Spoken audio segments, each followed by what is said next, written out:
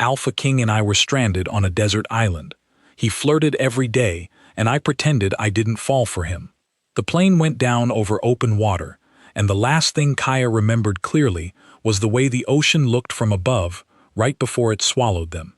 Flat and silver and endless, like a sheet of metal someone had forgotten to fold away. Then there was noise, so much noise, and then there was nothing but salt in her mouth, and her own heartbeat pounding against her ribs like it wanted out. She woke up face down in wet sand, with one shoe missing, and sand in places sand had no business being. For a long moment she just lay there, breathing, counting her own fingers, because it felt like the kind of thing a person should do after nearly dying. 10 fingers, 2 arms, legs that still moved when she told them to. She was, against every reasonable expectation, alive. She pushed herself up onto her elbows and looked around. Palm trees leaned out over white sand like they were trying to get a better look at her. The water was so blue it looked fake, the kind of blue you'd see on a postcard with a stamp that said "Wish you were here." Except she very much did not wish she were here. She wished she were at her desk in the Marine Survey office, drinking bad coffee and arguing with her boss about tide charts. The plane had been small, chartered, 6 seats, carrying her and the 2 researchers she worked for out to a string of islands nobody had properly mapped yet. It had also, apparently, been carrying someone else, because when she turned her head, she saw him. He was maybe 20 feet down the beach, sitting up already, wringing seawater out of a shirt that had clearly once been expensive and was now ruined. He didn't look panicked. He didn't look confused.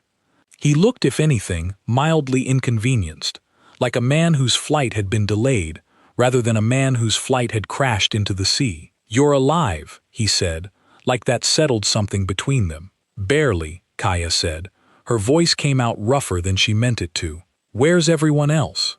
He looked past her, down the empty stretch of sand, then out at the water where a few pieces of debris still bobbed like party favors from the world's worst celebration. His jaw did something complicated. "I don't know," he said. "I got you out. I couldn't see anyone else." That was the first time she really looked at him.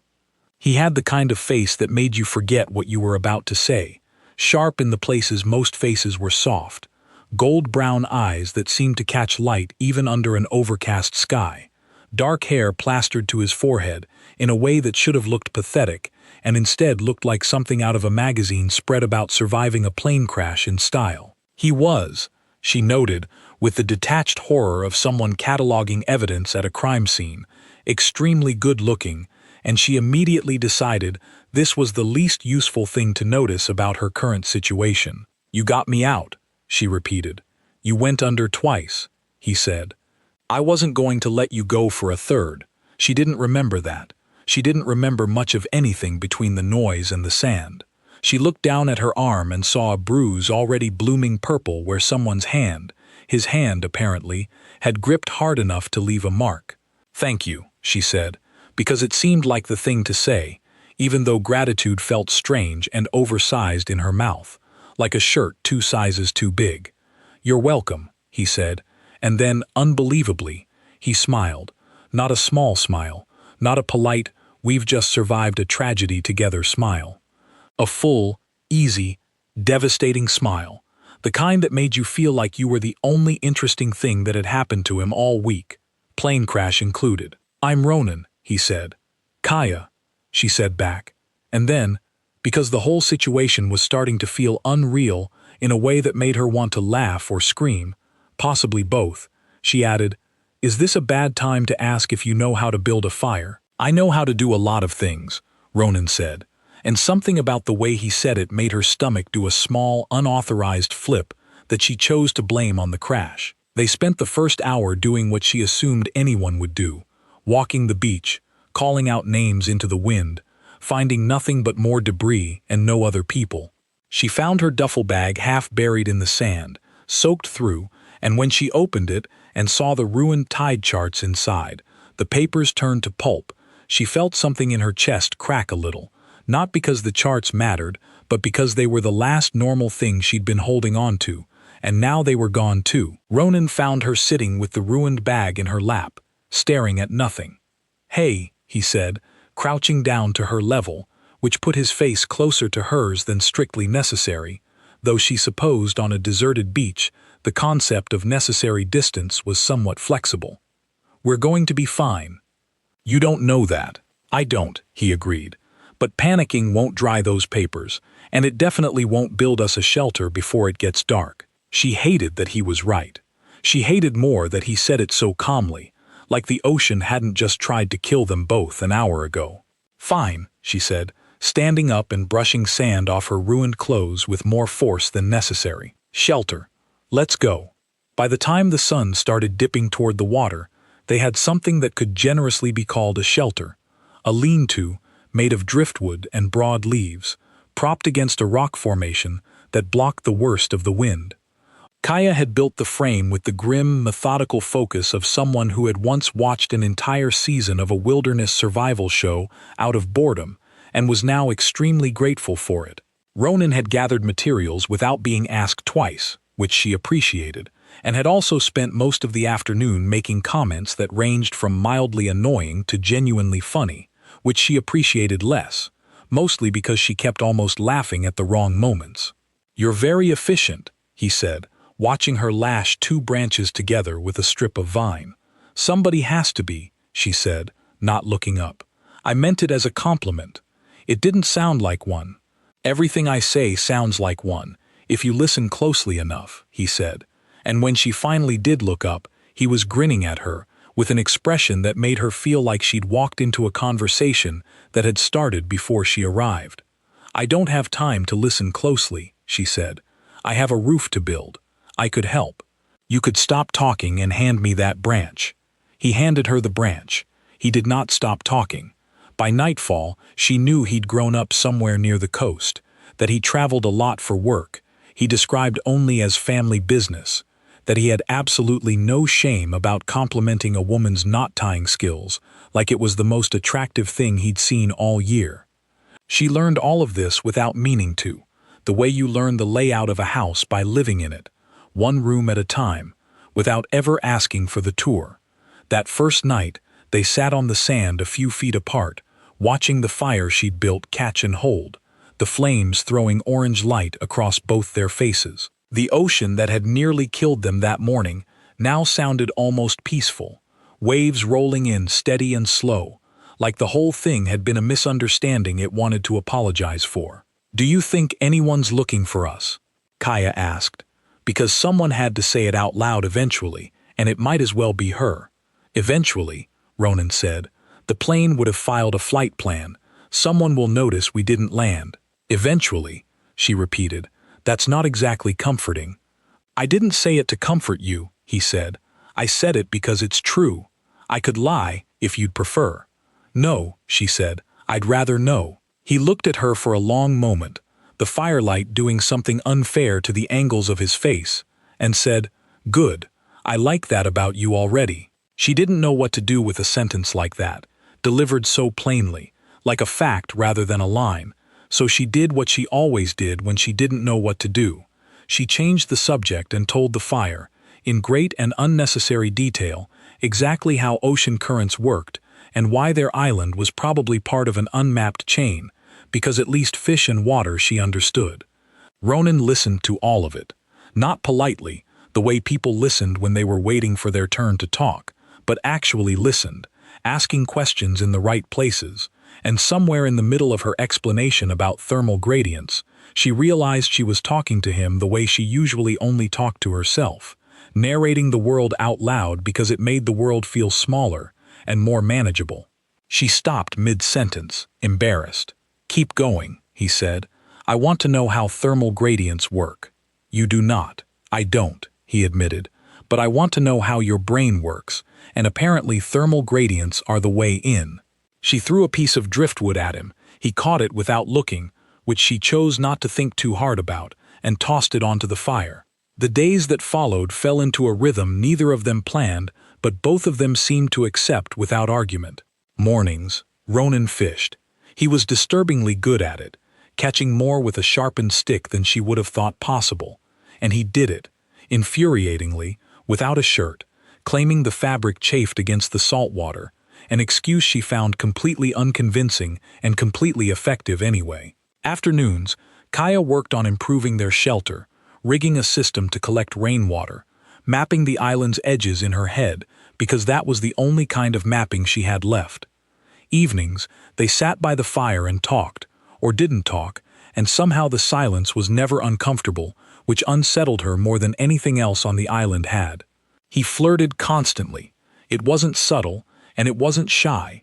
He told her the sunset was jealous of her, that the ocean had never looked bluer than it did standing next to her, that if he had to be stranded with anyone, he was disgustingly lucky it was her. She rolled her eyes at all of it. She kept a tally in the sand, scratching a line for every ridiculous thing he said, and every morning the tide erased it, and every morning she started counting again, and she never once mentioned to him that she was counting at all. "You're doing it again," he said one afternoon, watching her scratch a line into the sand with a stick after he'd told her that her ability to start a fire with 2 rocks was, quote, the single most attractive thing a person has ever done in front of him. "Doing what? Keeping score. I have no idea what you're talking about.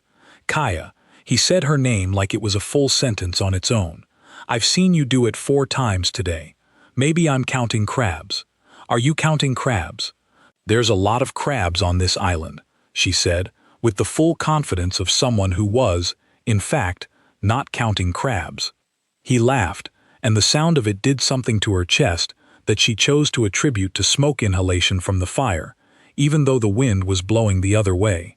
On the morning of day 4, restless from too many hours spent staring at the same stretch of ocean, they decided to walk the interior of the island instead of the shore, cutting through a thick tangle of green that neither of them had bothered exploring yet.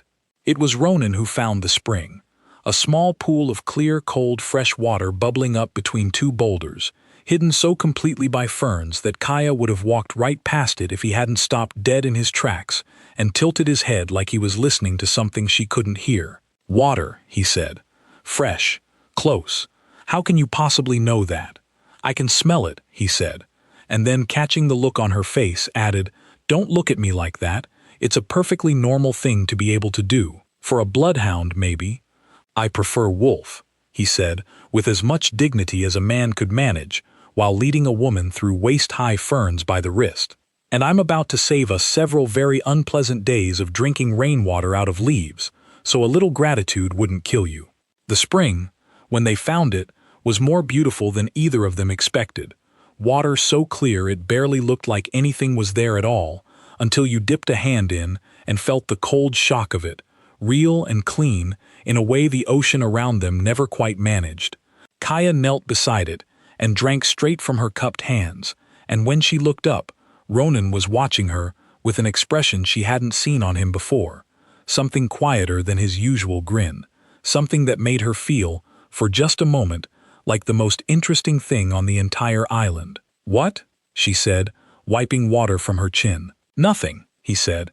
"I just wasn't expecting to enjoy watching someone drink water this much." "That's a strange thing to enjoy. You'd be surprised what I've started enjoying lately," he said, and she decided, wisely, not to ask him to elaborate, mostly because she suspected the answer would make her blush, and she'd rather not give him the satisfaction. They spent the rest of that afternoon mapping the spring's path, following the thin trickle of water back through the trees until it disappeared underground again, and by the time they made their way back to the beach, arms full of the greenest, freshest leaves they'd found for the shelter roof, something between them had shifted, quietly, the way tides shift, so gradually you don't notice until you look back and realize the whole shoreline has moved. On day 5 she told him about her father, though she hadn't meant to. They'd been sitting on a rock ledge overlooking the water, waiting for a pot of boiled shellfish to cool enough to eat, and the silence had stretched long enough that she filled it without thinking, the way she used to fill silences with her dad back when he still ran the bait shop and she still sat on the counter after school, doing homework between customers. "He taught me to read water," she said. "Not the ocean exactly, just currents, where the fish would be, what the color meant, what the smell meant before a storm. I used to think it was the most boring thing in the world, standing behind that counter, smelling like bait for 6 hours a day. And now Now I build my whole career out of it, she said, and laughed at herself, a short, surprised sound. Funny how that works. You spend your whole childhood trying to get away from something, and then you turn around one day and realize you built your entire life out of the exact thing you thought you hated. He sounds proud of you, Ronan said. He worries more than he's proud. Every survey trip, every research boat, he calls twice as much as he needs to. I used to find it annoying. She looked out at the water, quiet for a moment. I'd give a lot right now to hear him call and annoy me about it. Ronan didn't say anything clever. He didn't make a joke, which she noticed, because by day 5 she'd already learned that silence from him was rarer than words, and worth paying attention to when it came. He just sat with her, shoulder against hers, until the shellfish had cooled enough to eat, and it was one of the only moments on the island that didn't end in either of them laughing, and somehow it mattered just as much as the ones that did. He named a crab after her ex-boyfriend on day 6, a scuttling, ill-tempered little creature that kept stealing bits of fish from their drying rack, and the name stuck so thoroughly that by day 8 she found herself yelling at the crab using her ex's actual name, which made Ronan laugh so hard he had to sit down in the sand, and which made her laugh too, despite herself, despite the ridiculousness of laughing about anything on a deserted island with no rescue in sight. That was the thing about him she hadn't expected, how easy it was to laugh with him. She'd braced herself, that first day, for 2 very different possible outcomes. Either they'd spend the whole ordeal in tense silence, strangers forced together by disaster, or he'd turn out to be the kind of man who made everything worse with his ego, someone who needed constant reassurance that he was handling the crisis well. Instead, he turned out to be someone who noticed things, noticed when she went quiet in a way that wasn't peaceful, noticed when her hands shook after a particularly bad night of storms, noticed that she talked to herself when she was frightened and, instead of finding it strange, started answering. "The water's getting choppier," she muttered to herself one evening, watching clouds roll in low and dark over the horizon. "It is," Ronan agreed, from somewhere behind her, and she jumped, because she hadn't meant for anyone to hear that. "I wasn't talking to you." "I know," I answered anyway. Efficient use of conversation. That's not how conversation works. It's how ours works, he said, and she didn't have a response for that, so she went back to watching the clouds, and he sat down beside her, close enough that their shoulders nearly touched, and neither of them moved away. She noticed things about him too, things she wasn't supposed to be cataloging but couldn't seem to stop. The way he always positioned himself between her and the tree line at night, angled slightly, like he was standing guard even in his sleep. The way he never once complained about the food, even when it was the same fish 3 days running, even when her attempts at cooking anything more complicated resulted in something that could generously be called charred. The way his humor never once turned mean, never once made her feel small, even when he was teasing her about the crab tally or her stubborn refusal to admit the shelter needed a second layer of leaves before the rain came. On day 9, the rain came anyway, and it came hard, and their shelter, the one she'd built with such confidence, leaked in 3 separate places, and they spent the night huddled under the driest corner, close enough that she could feel the warmth radiating off him even through soaked clothes, and neither of them said anything about it, because saying something would have made it real, and neither of them seemed ready for it to be real yet. The morning after the storm, Kaya woke up cold, stiff, and in a mood she couldn't entirely explain, and she took it out on the shelter, rebuilding the leaking corners with sharp, jerky movements that made it clear to anyone paying attention that she didn't want to talk. Ronan, unfortunately, was always paying attention.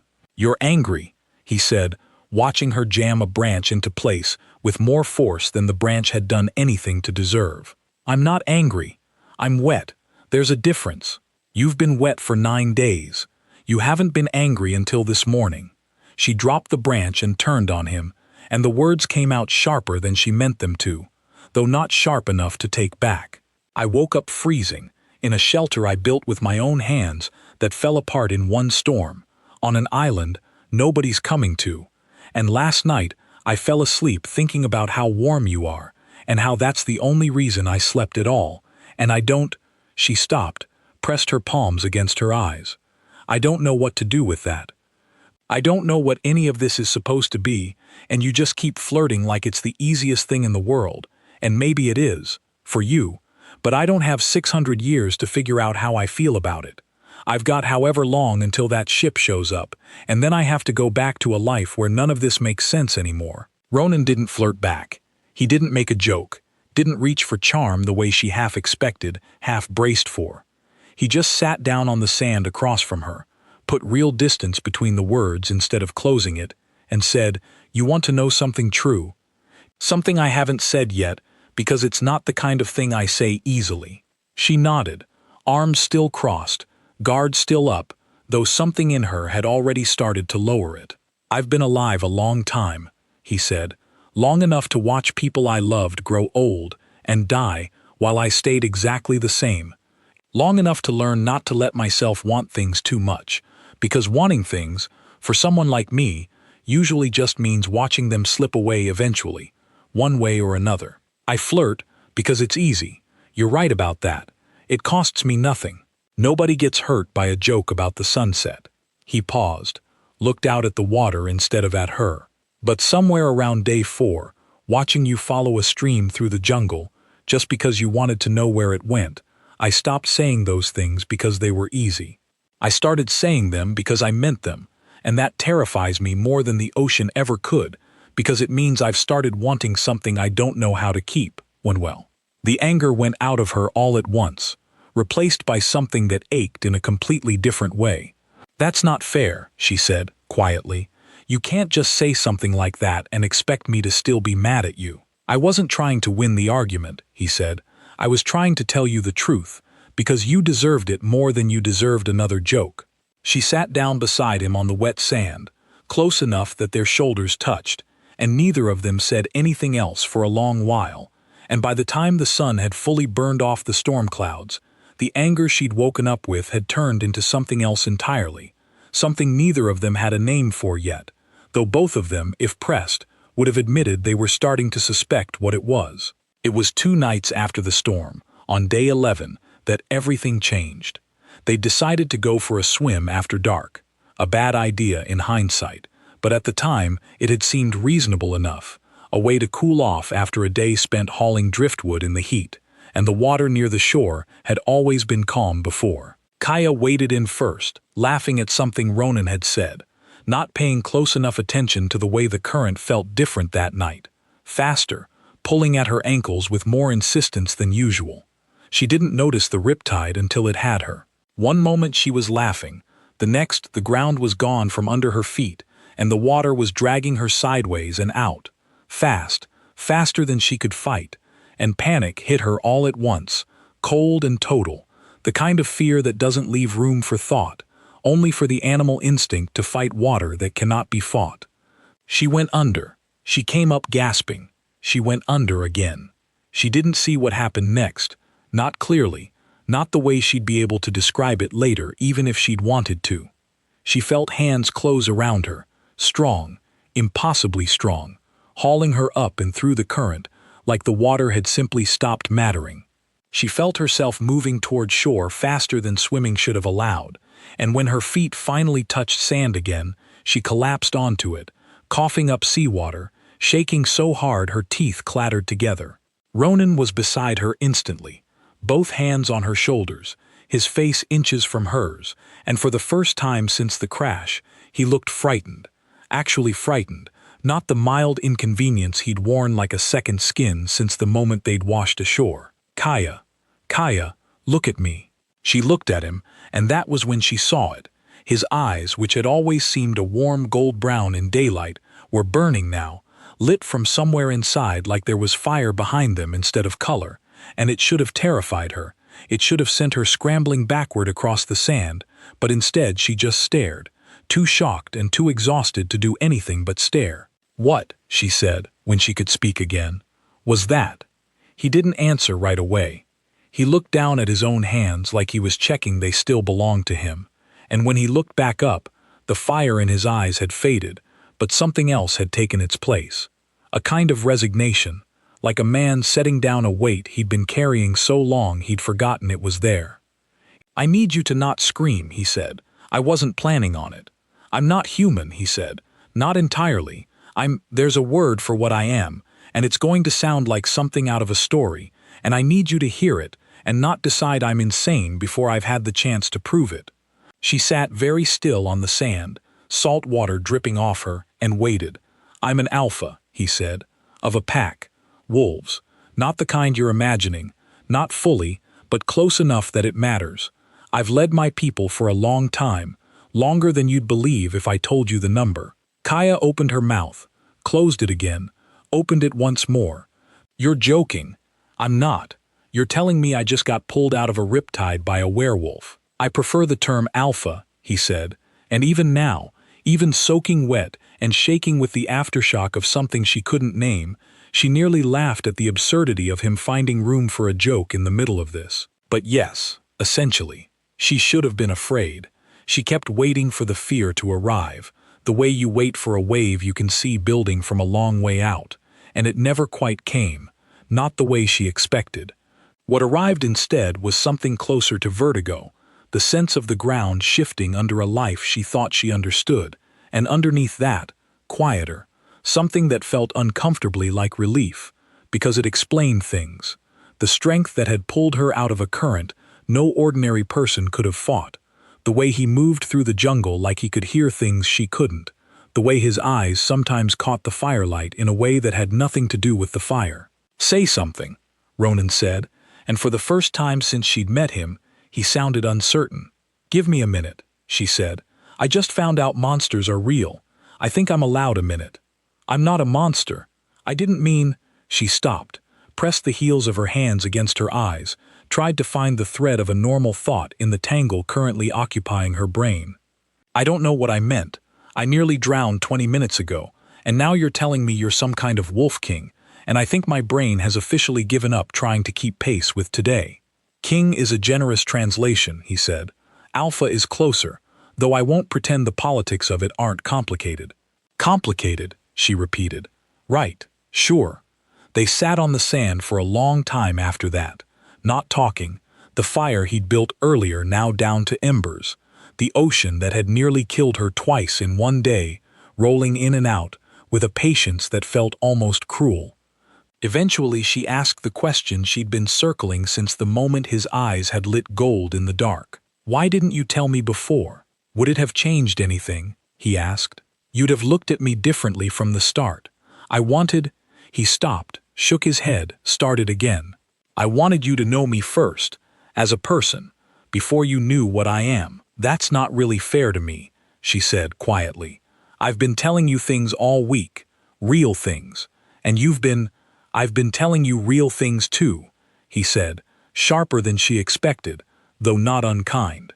Everything I've said to you, Kaya, every stupid line about the sunset, every ridiculous thing I've said to make you laugh, none of that was a lie. That was me. The wolf doesn't change who I am underneath it. It's part of me, not a costume I put on. She didn't have an answer for that, not one she trusted herself to say out loud, so she stood, wrapped her arms around herself against a chill that had nothing to do with the night air, and walked back toward the shelter without another word. He didn't follow. She was grateful for that, and also, in some small, unreasonable corner of herself, disappointed. The next morning, Kaya woke up with approximately 400 questions and no idea which order to ask them in, so she started with the one that had kept her up half the night. Do you turn into an actual wolf, like on all fours, howling at the moon, the whole thing? Ronan, who was crouched by the fire coaxing it back to life, didn't even look up. Sometimes. Not because the moon makes me. That part's mostly stories people tell. I choose it, the same way you'd choose to go for a run. That's not remotely the same thing. It's the closest comparison you're going to understand without trying it yourself. I am not trying it myself. I didn't offer, he said, glancing up now with the beginning of a grin. But duly noted, for later. She threw a piece of bark at him.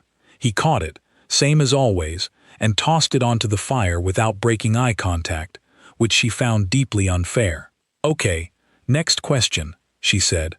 The pack, how many people are we talking about? Hundreds, directly under me, Thousands, if you count the wider territory. Thousands. She sat back on her heels. And you just left to go to a treaty summit on a tiny plane with no backup plan for what happens if the tiny plane goes down. I had backup, he said. It was a very good pilot, and a co-pilot with excellent instincts. Neither of us anticipated open ocean and bad weather deciding to team up against us specifically. That's not really an answer. No, he admitted. It's not. The truth is, I don't love flying, and I trusted the crew more than I should have, and here we are, stranded on an island with a woman who is currently interrogating me like I'm a suspect in my own life story. You are a suspect. You've been lying to me for 2 weeks. I've been withholding one specific fact, he said. Everything else was true. I stand by that distinction. She wanted to stay annoyed at him. Some part of her felt she was owed at least a full day of righteous, uninterrupted annoyance. But he was crouched there in front of her, fire catching gold in eyes that she now knew burned brighter than any ordinary person's had a right to, looking at her like her annoyance was the most entertaining thing he'd witnessed all century, and the annoyance kept slipping sideways into something softer no matter how hard she tried to hold on to it. What happens to a pack, she asked, quieter now, if the alpha doesn't come home? Something shifted in his expression, some weight settling in behind his eyes that she hadn't seen there before. There are people in place to hold things together. It wouldn't fall apart, but it would be difficult.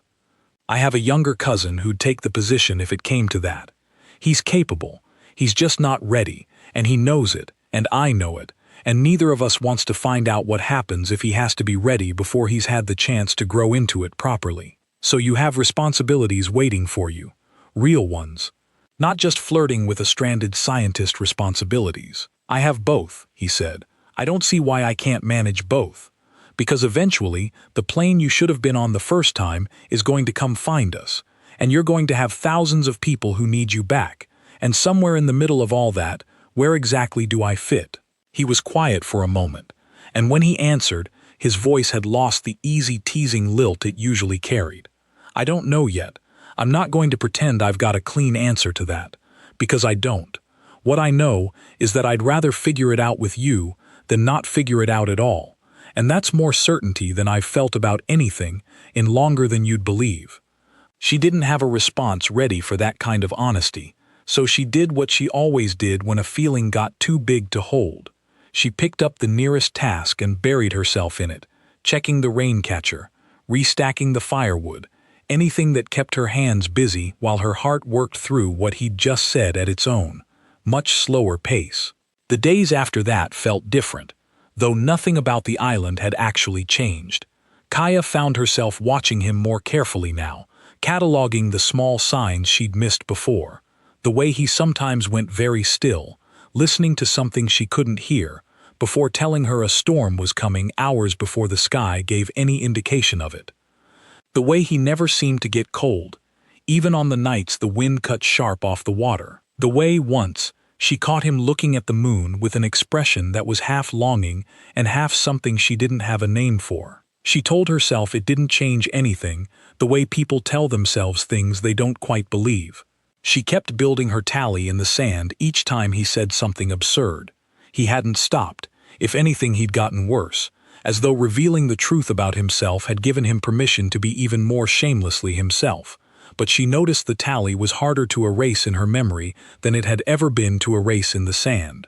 "You've gone quiet," Ronan said one evening, watching her stare out at the water instead of the fire. "I'm thinking about the fact that in a few weeks, or a few days, or whenever someone finally notices we're missing, a ship is going to show up on that horizon, and you're going to go back to being an alpha king with a pack, and politics, and probably several centuries of responsibilities I can't even imagine, and I'm going to go back to being a research assistant who studies tide charts for a living, and none of this," she gestured vaguely at the fire, the shelter, him, "is going to make any sense once it's not the only thing either of us has." "You're already planning the ending," he said. "Someone has to. You seem determined to just keep flirting until the ocean swallows us both. That seems like a reasonable strategy to me." "It's not a strategy, it's avoidance." "Maybe," he admitted, Or maybe I already know how I feel, and I'm not in a rush to make it complicated by thinking about horizons and rescue ships. I'd rather just be here, with you, for as long as here lasts." She looked at him then, really looked, the firelight doing its unfair work on his face again, and felt the ground shift under her a second time that week, quieter than the first but no less real. "That's not an answer," she said, though her voice had lost its edge. "It's the only one I've got right now," he said. "Ask me again on the ship. I'll have a better one by then." She didn't ask him again on the fire that night. But she thought about the question for a long time after he'd gone to sleep, watching the entrance to the shelter the way he always did, and she found, somewhere in the small hours, that she'd stopped scratching lines into the sand entirely, because she'd stopped needing to keep score of something she'd already lost. It was almost 3 weeks after the crash that the smoke signal finally worked. They'd been building it for days, scavenging metal from the wreckage that had washed up in pieces along the shore, rigging something that would burn hot and produce the thick black smoke that couldn't be mistaken for a natural fire. Kaya had insisted on checking the wind direction every morning with the seriousness of someone defusing a bomb. Ronan had spent most of those mornings watching her work with an expression she'd started to recognize, half amusement and half something warmer, something he didn't bother hiding anymore. There was a strange sadness threaded through those last few days, one neither of them mentioned out loud, but both of them felt settling over the camp like a second kind of weather. Kaya caught herself lingering over small things she hadn't noticed before, the exact sound the fire made when it caught, the particular way Ronan whistled under his breath while he worked, the crab, still alive and still ill-tempered, still bearing her ex's name, that had become something like a mascot neither of them would admit to being fond of. She found herself memorizing the island, the way you memorize a room you know you're about to leave for good, trying to hold on to details she suspected she'd want back later, and wouldn't be able to find anywhere else. "You're doing the quiet thing again," Ronan said, one evening, catching her staring at the shelter they'd built together, patched twice, leaning slightly, entirely theirs. "I'm just thinking that in a week, someone's going to tear this down, or the tide's going to take it, and it'll be like none of this ever happened." "It happened," he said. "Tide can't take that, no matter what it does to the shelter." She didn't have an answer for that, so she leaned her head against his shoulder instead, and they sat like that until the fire burned low, and neither of them mentioned the ship again that night, though both of them were thinking about it, the same way you think about weather you can already feel coming. When the ship finally appeared on the horizon, a smudge of gray against the blue that grew larger with agonizing slowness over the course of an entire afternoon, Kaya felt something complicated twist in her chest, relief and grief arriving at the exact same moment, tangled together so tightly she couldn't tell where one ended and the other began. "That's it then," she said, watching the ship grow. "That's it," Ronan agreed. Neither of them moved to celebrate. They stood on the sand together, close enough that their arms brushed, watching rescue arrive like it was something they weren't sure they wanted. "I owe you an answer," he said, after a long silence. "You don't owe me anything. You saved my life. Twice, if we're counting." "I'm not talking about the riptide," he said. "I'm talking about the horizon. You asked me, weeks ago, what happens when the ship comes. You said I'd go back to being an alpha with a pack and politics, and you'd go back to your tide charts, and none of this would make sense anymore." "I remember. I've thought about it every day since," he said. "And here's my answer. I don't care about the tide charts. I don't care that you don't know the first thing about pack politics, or that my life comes with more complications than most people could stomach in a lifetime. In 600 years, Kaya, I have never once had to convince anyone to stay near me. People stay because of what I am, because of the position I hold, because staying is easier than the alternative. You didn't know what I was for 2 weeks. You laughed at my jokes and threw driftwood at my head and built a better shelter than I could have on my own, and none of it had anything to do with a crown I didn't even tell you I had. That's—" He stopped, exhaled, started again, quieter this time. "That's the first time in longer than I can properly explain that I haven't had to convince someone, and I'm not interested in going back to a life where I do." Kaya stood very still, the ship growing larger behind him, salt wind pulling at her hair, and found that the thing she'd been bracing herself against for weeks, the fear of falling for a man who flirted like breathing, who'd turned out to be something out of the stories she'd never believed in, had already happened, quietly, somewhere between the crab named after her ex and the storm that soaked through their shelter, and there was nothing left to brace against anymore. "I stopped pretending I hated the flirting around day 4, she admitted. "I know," he said. "You're a terrible liar. You scratch lines into the sand every time I say something that gets to you. I've been watching you keep score for 3 weeks. That was supposed to be a secret. You're an excellent scientist and a truly terrible spy," he said, and she laughed, actually laughed, the sound catching on the wind and carrying out over water that had tried twice to take her and failed both times. The ship reached them an hour later, a rescue crew scrambling onto the beach with blankets and water, and the particular brisk efficiency of people who did this for a living, and had clearly seen stranger things than 2 survivors who looked entirely too comfortable with each other for people who'd just spent 3 weeks fighting for their lives. Kaya climbed aboard first. She turned back once to watch the island shrink behind them, the beach where she'd built a shelter with her own hands, the water that had tried to kill her and instead handed her something she never would have found on solid ground. Ronan came up the ladder behind her and stood close enough that his shoulder pressed against hers, the same way it had by the fire every night for 3 weeks, and neither of them moved away. "So," she said, watching the island disappear into the horizon, "Alpha King, what happens now?" "Now," he said, "I go home, and I explain to several hundred years of tradition that I've found someone who built a better fire than most of my warriors, argued with a crab like it owed her money, and never once cared what I ruled over. That's going to take some explaining. Sounds complicated." "It is," he agreed, "but I've got a while to explain it, and I was hoping, if you'll let me, that you'd be there for that conversation. Not because I need convincing anymore, because I'd like you there anyway." She thought about her apartment back on the mainland, her spreadsheet life, the bait shop her father still ran, the tide charts that had turned to pulp in a duffel bag, and somehow, impossibly, hadn't mattered as much as she thought they would once she stopped being able to check them. She thought about 3 weeks of laughter she hadn't expected, of a fire he built every night without being asked, of eyes that burned gold in the dark, and hands that had pulled her out of water that should have taken her under for good. "I've got a job to quit," she said, "and a father who's going to want a very long explanation about why his daughter is bringing home a werewolf." "Alpha," Ronan corrected, and the smile that split across his face was the same one she'd seen that very first morning on the sand. Easy and devastating and entirely, ridiculously his. "Alpha," she repeated, testing the word, and found she didn't mind the sound of it at all. "I've got a job to quit," she said, "and a father who's going to want a very long explanation about why his daughter is bringing home a werewolf." "Alpha," Ronan corrected, and the smile that split across his face was the same one she'd seen that very first morning on the sand, easy and devastating, and entirely, ridiculously his.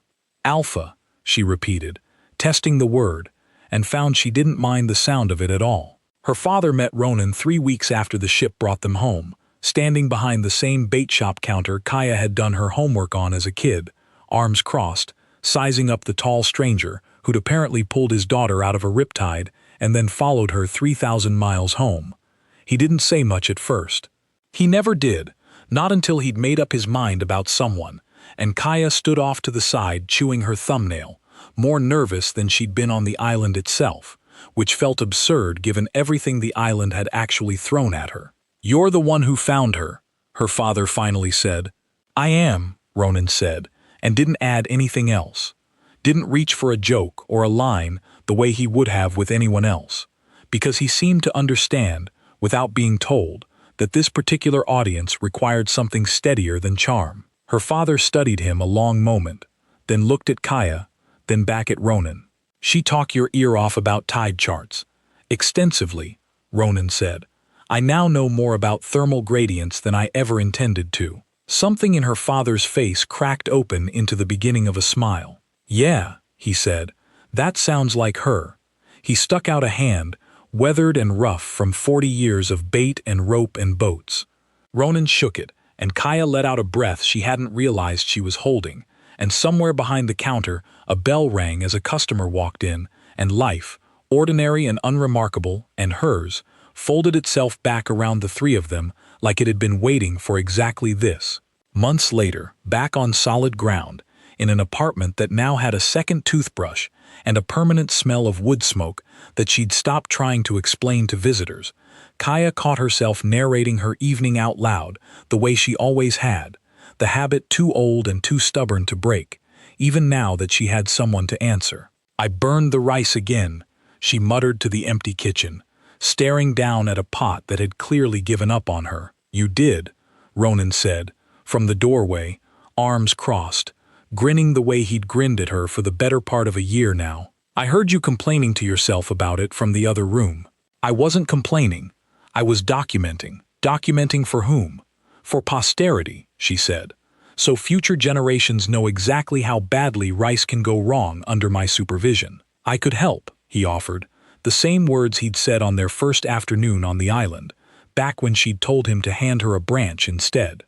"You could," she agreed, and handed him the pot, and he took it without complaint, the way he'd taken every branch and every joke and every guarded piece of her heart she'd tried to keep hidden on an island that had, against every reasonable expectation, given her exactly what she never knew she was looking for. Outside, the city hummed on without them, oblivious to the fact that somewhere in a small apartment with a permanent smell of wood smoke, a marine biologist's assistant and an alpha king were arguing cheerfully about rice, and neither of them would have traded it for anything.